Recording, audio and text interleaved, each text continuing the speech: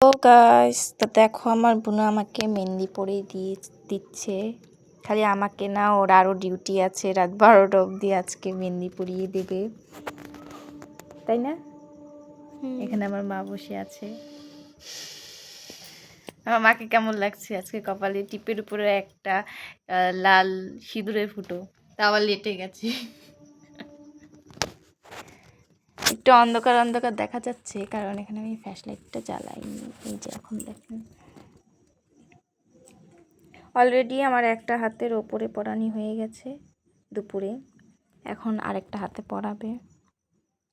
তো আমি ভাবছিলাম আমার কাছে কোনো ভিডিও বা ফটো নেই যে আপলোড করব, তাই একটু এই ভিডিওটা করে আপলোড করব তোমাদের কাছে।